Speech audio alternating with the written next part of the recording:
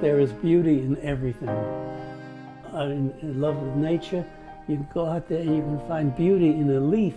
You have to study things, you have to look at them, you have to know that there is some merit to everything. But it's in the eye of the beholder. That it's what's in your eyes and how you interpret everything. Beauty is in everything, in everybody. There is no ugly thing, there is no ugly people. Everybody has some beauty in them. And that's how the world has been made.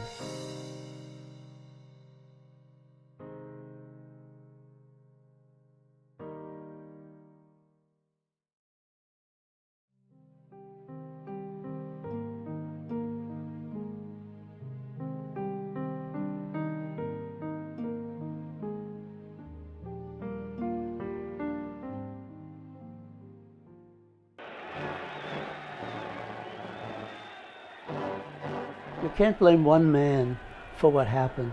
A lot of people contributed to this tragedy.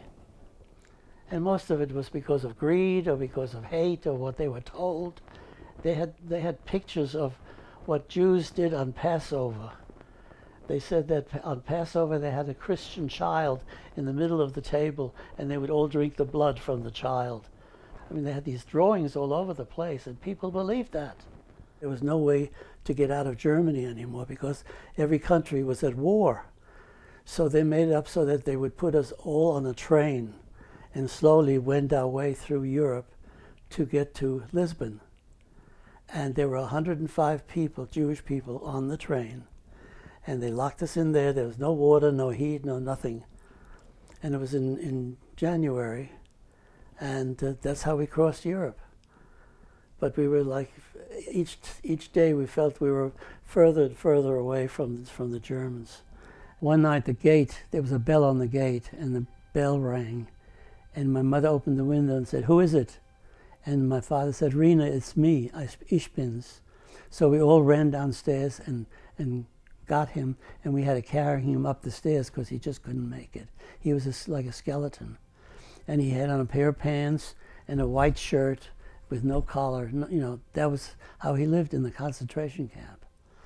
And there was a time when they decided the people weren't dying fast enough.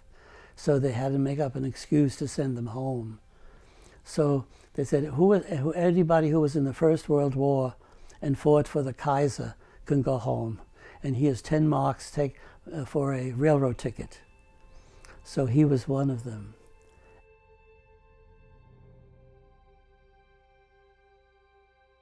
When I think about it, it still hurts me. When, the escaping and everything and losing all the family and the people. So when there's things come on television, I have to shut it off because it really hurts me still to this day.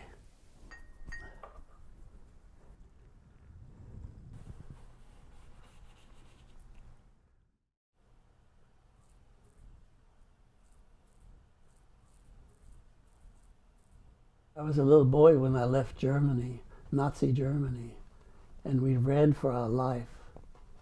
And we almost didn't make it.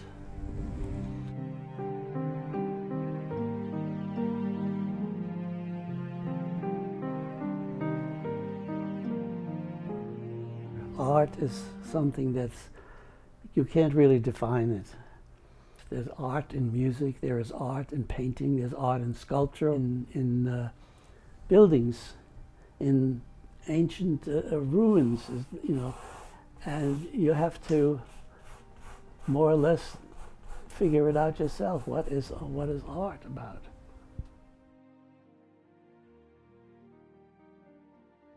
When I decided I would do happy pictures and lots of color. And if you see red, paint red. If you see blue, paint blue. Don't be intimidated by color. I like to do pointillism, which is a technique of dots, which when you put them all together, they form one color. And that was invented by a man by the name of Sarit.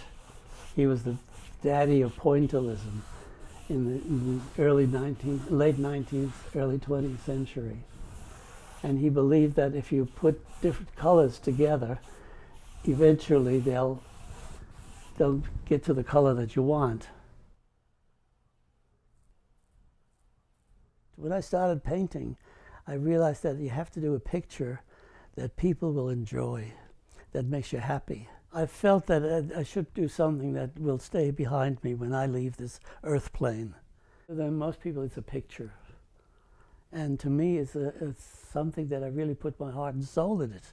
I always say to people, why are we here? Do you know why we're here? We must be here for some reason, because whoever created this world had to have a good reason. So I'm thinking about that, and I say, you know, I think the reason we're here is to grow closer to our Creator, whatever name you want to give it. We're all created by the same force. You can call it a force or anything. So I always feel that we are here to grow closer to that holiness that creates everything. Because without that, it's like a breath of life. There would be nothingness. Because everything has that breath of life in it. Every piece of fabric, every lamp, everything has that holiness in it. So you have to be kind to your next door neighbor, to your other human beings, and to people's property. It all comes from the same creation. And I amaze myself that look where I am today, with this little boy with $2.50, with nothing, and wearing everybody's hand-me-downs. And now look where the hell I am. This apartment is so opulent to me.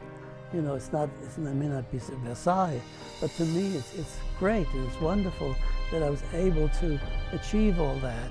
And life is really good. We just can't hassle, and we just have to let it be, and let our next door neighbor be, and don't criticize, because everybody has a problem, or everybody has something to do that they don't like, or what they don't want to do. But we're all in the same boat.